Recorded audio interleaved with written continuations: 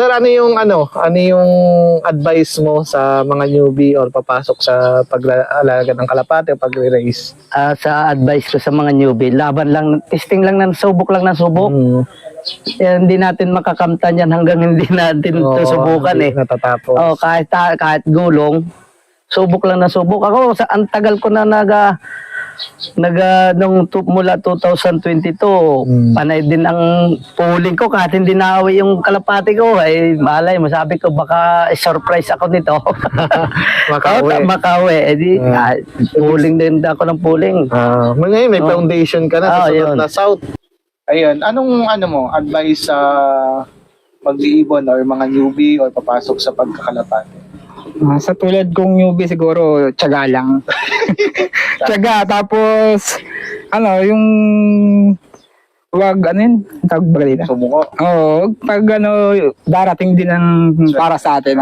Kung saan ay season nga. Ayun, nasa newbie, kasi newbie ka, unang laro mo, nanalo ka na agad.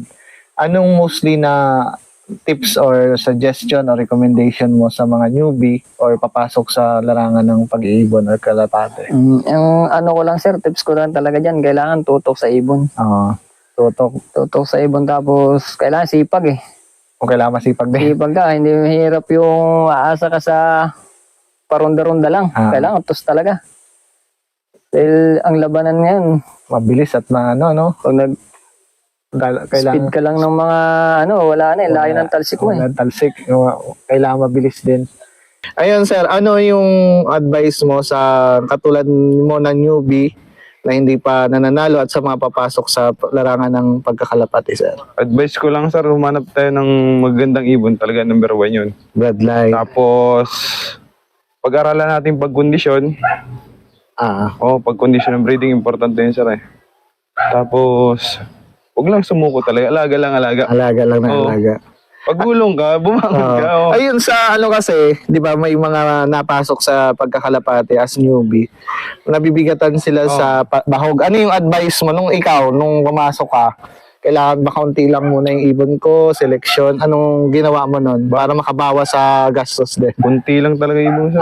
Kunti lang talaga. Unang try ko lang talaga yun. So, talaga. Kasi kailangan talaga bloodline talaga. Bloodline talaga. Kumuha na magandang bloodline.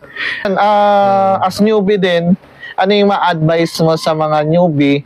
Ngayon, kasi marami mga newbie na syempre nag-i-idolize ngayon sa'yo. Ano yung advice mo ngayon sa kanila? Lumapit sila doon sa mga mga puncher na talaga nagpapanalo.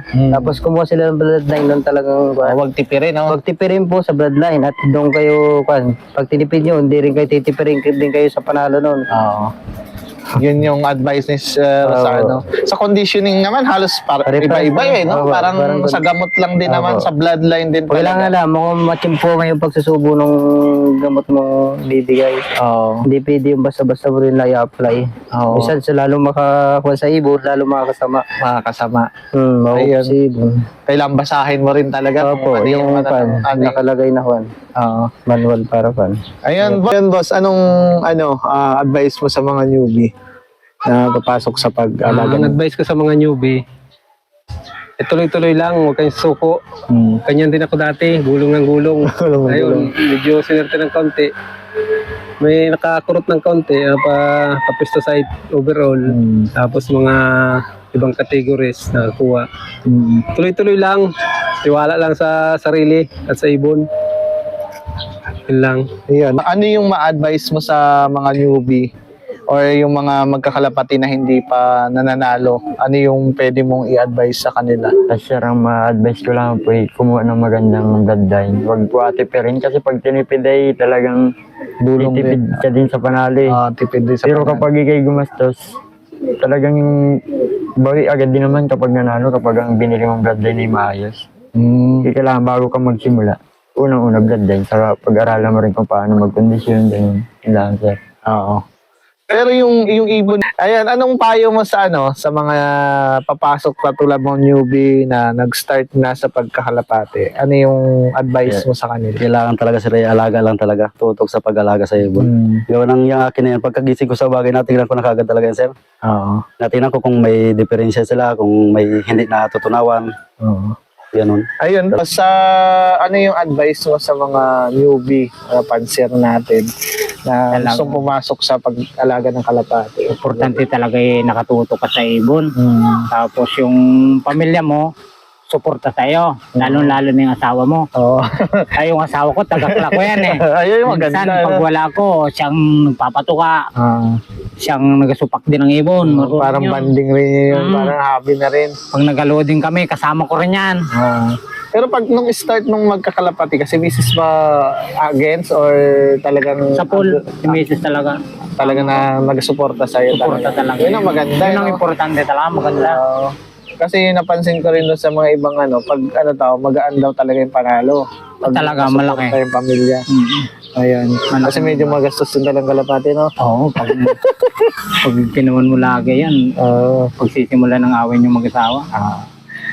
Ayan, sa anong advice mo sa mga magkakalapati, lalo doon sa newbie natin? Sa akin yan, no? Kung hilig mo talaga, diretso lang. Kahit gulong tayo ng gulong, diretso lang, habit natin eh. Hobby na natin. Pero magastos din kahit pa. talagang magastos. Pero yung uwian ka ng ibon, masaya na eh. Yun yung kagandahan, Pinakamasaya, oo. yung kagandahan sa pagkakalapati. Malaking karangalan na rin umuwi. Ayun, para sa iyo, yung sa sistema, sa bloodline, kasi nanalo ka, nag-first overall ka, anong gusto mong ibigay na idea doon na wala talaga sa bloodline or So ngayon talagang gusto ko bloodline talaga na eh. kailangan mo na Oo, rin? kailangan na.